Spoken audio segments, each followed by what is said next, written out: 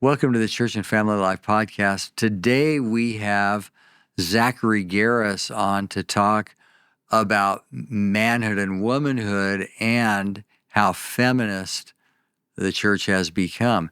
But hey, I hope you can come and join us at our national conference next year, next May, Manhood and Womanhood, the Glory of God in the Creation Order.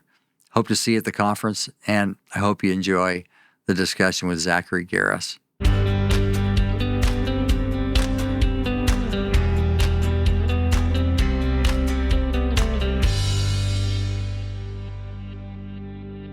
So, Jason, I bumped into this book, Honor Thy Fathers, Recovering the Anti-Feminist Theology of Reformers. Wow, sounds like a guy who's looking for a fight. He's looking for a fight, yeah.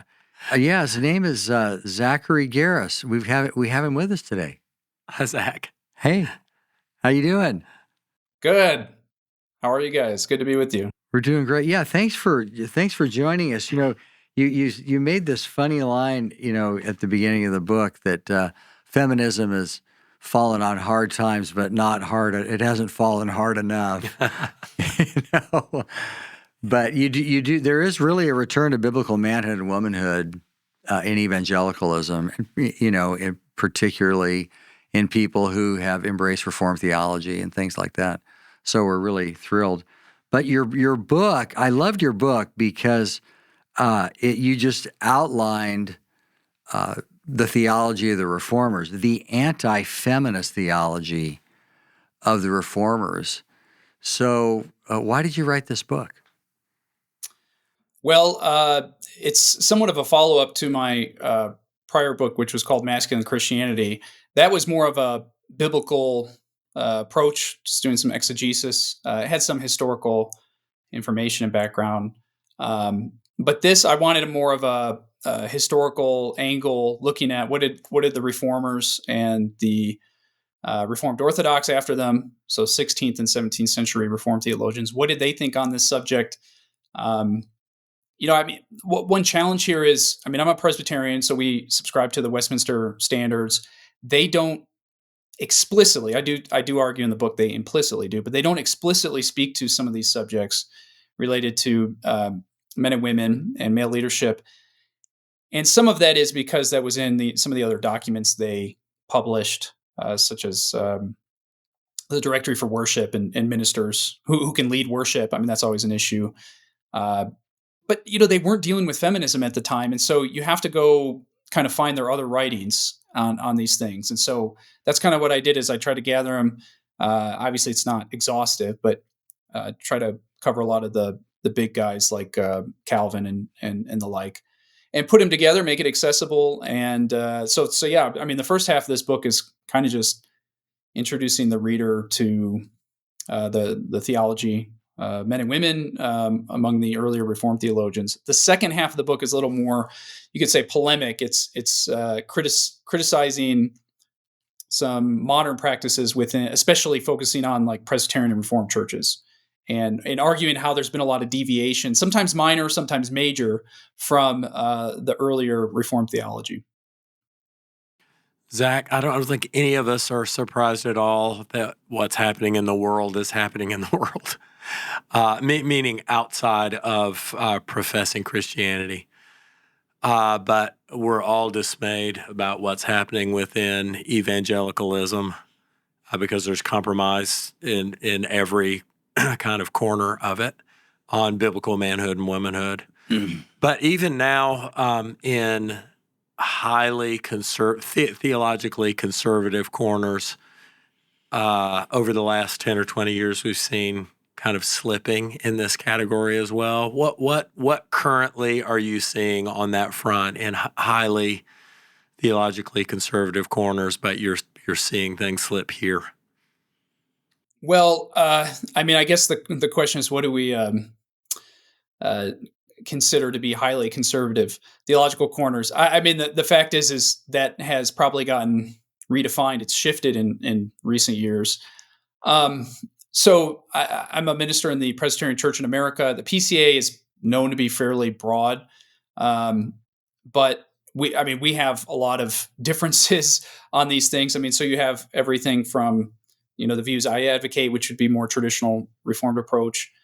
And then you have more progressive churches that are allowing all sorts of things, especially you could say non-ministers or non-ruling elders, there's non-officers leading worship in the church, but then also they when they do that, they tend to put women in those positions because it's a way for them. They don't ordain women; they're not allowed to in our denomination.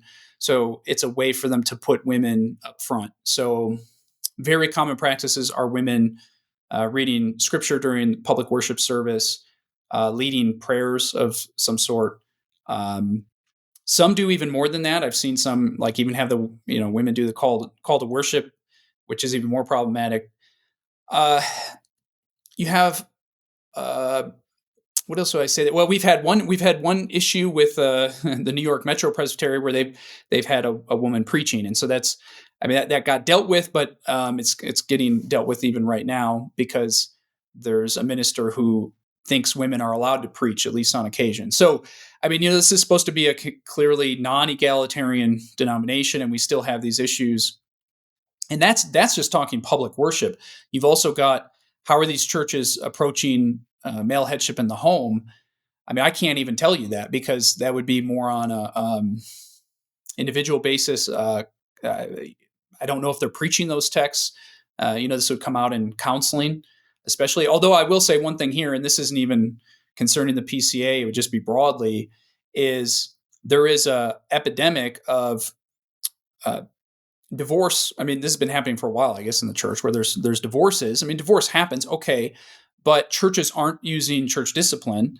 And then one thing that we're seeing is, some of this is anecdotal, but I do think there's statistics to back this up, is there's a high rate of Christian women. They're not leaving the faith, but they'll maybe claim broad categories of abuse, which we're not talking physical. That would be one thing, but often spiritual abuse. It's very loosely defined, and churches will allow divorces under this, and then they won't discipline either party. I've seen that from other churches firsthand, and there's a man I know who does counseling quite extensively, and he says this is a massive problem.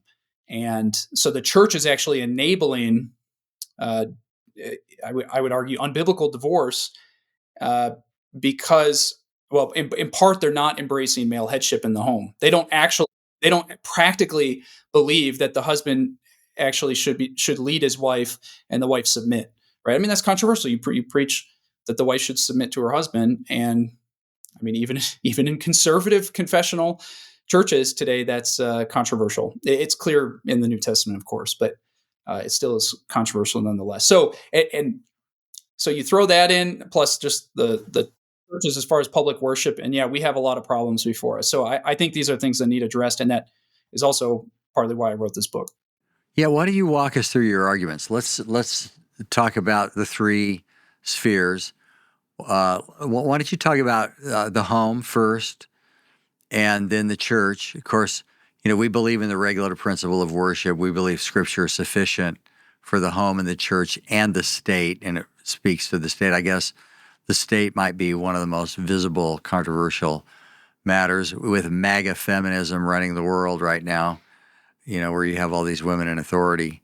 But I'd like you to just sort of lay the theological and historical foundation for male headship in those three spheres. Sure. Well, we should always start with the home because that's, I think, the clearest in Scripture. And also, I'll note this is the reformers tended to say that the home was the seminary for the church and the state, and so it's the training ground. And so the home serves as a model. I would even argue that the church is it's based on the home. The church is the spiritual household, and it's made up of several households, and the same with the state, right? The Commonwealth is made up of many households. So let's start with the home, though, as you have the Scripture texts that are very clear, like Ephesians 5, Colossians 3, where they say that the husband is the head of his wife, and they command the wife to submit. So I know the egalitarians try to argue that well, the Greek word for head doesn't always mean head. It can mean source. I mean, a lot of that is really just irrelevant in a sense. I mean, they're wrong, but it's irrelevant because you have the command to submit, and it's only given to the wives, except for the mutual submission passage in Ephesians 5. I think it's 21. And there's variation, multiple ways to explain that, but I think it's just saying submit to one another, that is, submit to those who are in authority over you. And then that's why the apostle in Ephesians 5 and 6 goes through wives submit to husbands, children obey your parents, and the like. Though William Gouge, some of the older writers would say it's, well, there is a sense in which we submit to one another, but they still would say, it's wives submit to husbands and not husbands submit to wives as far as, headship in the home. Yeah, I think Gouge, he's saying there that there's a general submission in the church. We submit to one another in different ways. We weep with those who weep. We rejoice with those who rejoice. We moderate. We have compassion on one another. Those are sort of manifestations of the way that submission works everywhere. I mean, in some ways, we're kind of submitting to one another even here now by listening to one another. So I think Gouge thinks that verse 21 is really sort of a general principle of life, and then he narrows down into the marriage relationship. Yeah, I mean, that principle is certainly true, and that's why I say it doesn't really matter which view we take from the text there in Ephesians 5. But the key principle is that God has actually instituted hierarchy in the world, and that there is, the husband has headship, has authority over his wife in the home. Of course, the reformers all explain this, and even Paul's command, right? The husband's still to love his wife; he's to lead her lovingly and care for her. All of that is clear in the text. But we have to affirm that authority. The husband actually has genuine authority in the household, and the wife is actually supposed to submit, just as the church submits to Christ.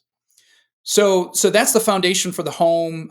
You have that also in the Old Testament. I mean, I would argue all this is founded in the creation account, but then is more clear later on. Numbers chapter 30, which deals with vows in the Old Testament, also gets into male headship. So it's still there in the Old Testament. I mean, nobody really argues that Old Testament Israel was not patriarchal. I mean, I don't know how you could argue that. So that's the home. Then the church is, I mean, we can extend those arguments. So even if we didn't have passages speaking to this, I think we would be able to still make these arguments. Is that if men are head of the household, then only those who lead their household, right? The household is an example for leadership. I mean, we see that even in like 1 Timothy 3, when you have requirements for elders and deacons, is they lead their household well, and then that qualifies them, along with other requirements, to be an officer in the church. And so if a woman can't lead her own household, then we have to ask, well, how can she lead other households spiritually? How can she be an elder in a church? It doesn't really make sense.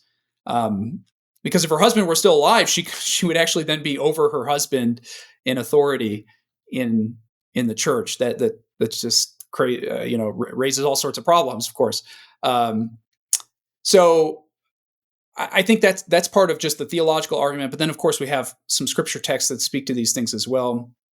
I think if you go through 1 Timothy 3, it's only speaking to men, and it's not women. I know some people try to insert that in there, but only men are to be officers, and it's especially clear with elders. And then you have, of course, the prohibitions, 1 Timothy 2, 11 and 12, where Paul commands the women to be silent, and then says, do not permit a woman to teach or exercise authority over a man. And so that's part of the prohibition. Women aren't to have a teaching authority or exercise really any authority in the church, as far as they're not supposed to be elders. And then you have the parallel passage in 1 Corinthians 14, 34 and 35. And that one is part of where they're,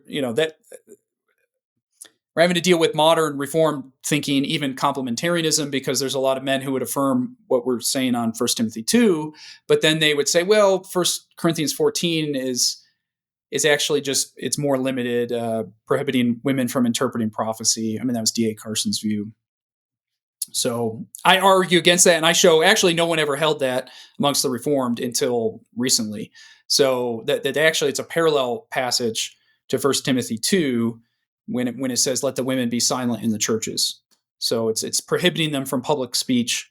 It's not prohibiting them from congregational singing, but it's prohibiting women from getting up front and preaching or teaching or leading prayer or anything like that. So how did the shift happen? Because almost every church around us has women reading scripture, they're praying, they're leading, things like that. And there are not very many female pastors around here. They're usually LGBTQ churches around here anyway. I mean, we're in... They're mainline denominations. All have them. And in the main lines, yeah. But in our circles, you're almost never going to find a woman preacher, but you are going to find women doing all those other things, leading in particular ways. How did that happen in conservative evangelicalism? Well, I think what happened, I think it's a fairly recent change, but I think what happened is you had liberalism for the last 100 plus years in the church, and so you had the push for women preaching and women pastors for a while, but you had the response to that, which you had denominations like mine, the PCA, come out of the Southern Presbyterian Church, formed in 1973, and they embraced male headship. They responded to feminism. You had, more particular for us here, is the complementarian movement in the 1980s, late 80s and the 90s, and that's tied with like the Council of Biblical Manhood and Womanhood. And one thing I've argued is that they did a lot of good. They affirmed male headship in the home and in the church, but they kind of left some things untouched, or there's just maybe various views amongst advocates of complementarianism. And I think there were cracks in the dam from the get-go. And that's let me just interrupt you for a second there, because, I was around when all that happened as a pastor. What Wayne Grudem and John Piper did is they actually caused a revolution that I think that we're feeling some of the good effects of. I think you're right. They were afraid to declare the patriarchy. They were afraid to declare that. That's what I think happened. But they moved the church light years ahead in terms of manhood and womanhood. And so I'm one of those guys that really appreciates what they did, but I completely agree with you. They were afraid to declare the patriarchy. Yeah, I absolutely agree with you. I think Piper and Grudem did a lot of great work. And but we're also dealing with the consequences of the fact that they weren't all, and I don't know if it's them too. Grudem maybe did differ with Piper actually on some issues, but other men involved in that movement had various disagreements. And part of what I think was the problem that we're feeling. I mean, so we have all the positive where churches were rejecting egalitarianism, but there was also some shift away from the earlier traditional Christian view here. And that includes things like 1 Corinthians 14. You could also mention there was definitely a shift away from wanting to embrace male leadership in the Commonwealth or the state. They definitely moved away from that. Some guys still held it, but they weren't very vocal about it. Piper's known for this. He would say that a woman shouldn't be president of the United States. But that's controversial, right? So you have things like that, and so coming back to what you're asking about women leading prayer and reading scripture in public worship, I think there was just some shift away from the more traditional Reformed or Christian view here, which, as we would call patriarchy. I think that's a correct description, and it enabled some of these other things. So, I mean, some churches will call themselves, to this day, will call themselves complementarian, and they'll still allow women to preach occasionally under the argument that she's under the authority of the elders of the church. Now, I totally disagree with that, but I know that's a practice. And so the same is with women reading scripture. So I think what's happened is there's so much pressure from the culture, feminist culture, to have women in leadership, even with, it's not just outside, it's within. Congregations feel this. And so I think they're tempted to have some women up front in order to appease, at least somewhat, okay, we can't have women pastors or women elders. We think that's clear, but we're going to get some women involved up front. And so I think that's just what's happening. Like in my denomination, part of it is we also don't have, PCA doesn't have a binding directory for worship, except for some chapters on the sacraments. And so there's kind of some loopholes there. And so as time has gone on, more progressively minded pastors have exposed those. And I'm sure this happened in other denominations, kind of in the same way. So, Zach, I heard you order those three spheres: home, church, state. I don't know anyone, excuse me, who would order them differently than that. I think everybody assumes that the home is the most fundamental, and then the church, and then the state. So when the breakdown in how home life got viewed in terms of authority and submission, but also in terms of life focus, viewing a woman's wife and mother's primary calling as being a keeper of the home, when that broke down, it instantly puts tremendous pressure on church life. Instantly. Because wife and mom is now boss at work. Some of them, you're talking about very smart, very capable women, and they achieve at work, and that instantly puts pressure on church life, because there's an expectation that if that's not important and fundamental at home, then why in the world would it be in the church? And then once you get outside the church, then all bets are off, because we're not even talking about people who embrace the Bible as a revelation of the truth of God. So I think it all starts when a woman as a homemaker in her primary calling breaks down, then you start to see fissures instantly elsewhere. Yeah, I absolutely agree with that. And so I do think the home is fundamental. And with the breakdown of male headship in the home, you're going to get the breakdown in these other spheres. Of course, then you've got the pressure from the outside, right? Because if we have, as many women leading in the political realm as we do, it looks normal. And then there is more pressure on the church. Well, why don't you have women leading there? And but yeah, it's not just outside. It's also even in the church, right? We have a lot of career women, and this is a very touchy subject, but I think it's an important one, and I do think the New Testament puts the emphasis on motherhood, and so that's the angle I take on this. Is motherhood is extremely important, extremely valuable, and feminism has attacked and degraded the status of the mother, and tied with that, the housewife. And so that's all wrapped up with our dropping birth rates.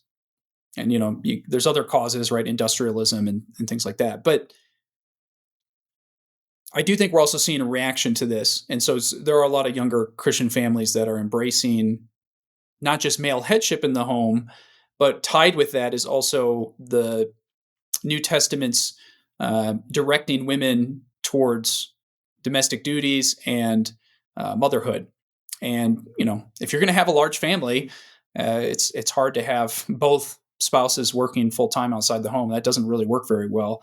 There's a pretty strong, I think everyone would probably agree, there's a pretty strong correlation between stay-at-home wives and mothers and number of children. So if dual income families tend to have fewer, especially if they're full time, tend to have fewer children. It's very hard to take care of the kids otherwise. So anyway, all that's a big issue, but it is wrapped up with this. And I do think we're seeing some good trends, although obviously the American birth rate is still continuing to decline. So that's not a not a good sign.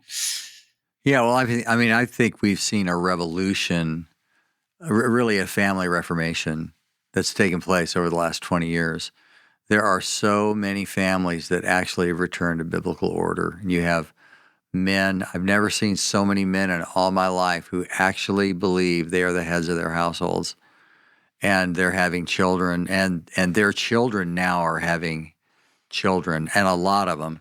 So I'm pretty encouraged by a lot of what I see. It's not happening in the mainstream, but it's happening in churches that really embrace the sufficiency of Scripture, and who embrace the regulative principle, who really understand biblical authority, in all the spheres.